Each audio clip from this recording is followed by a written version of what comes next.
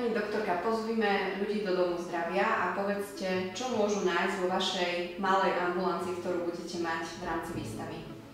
V rámci výstavy by sme v podstate chceli robiť orientačné vyšetrenia dioptrií, zmeranie očného tlaku a podľa toho vlastne empiricky by sme sa mohli vlastne dohodnúť, či ten dotyčný je alebo nie je vhodný na takýto typ laserových excimerových operácií. A ako sa hodnotí to, že kto je vhodný typ? Kto každý môže podstúpiť laserovú operáciu zraku?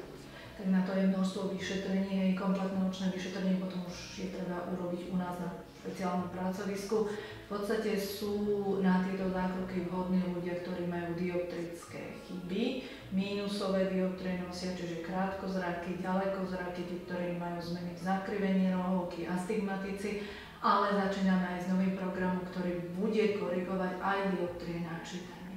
Tam treba len povedať, že na to naozaj budeme vyberať najvhodnejších ľudí. Mňa prekvapilo, že samotná operácia trvá veľmi krátko, tak možno aby sme ľudí povzbudili, ako dlho to trvá. Tak podľa množstva dioptrií naozaj je to záležitosťou niekoľkých sekúnd, desiatok sekúnd, závisí od množstva dioptrií, ale naozaj je to veľmi, veľmi krátky výkon. A ešte možno na záver, ako dlho trvá rekonvalescencia po operácii? Musia si ľudia na to brať nejakú dlhšiu dovolenku?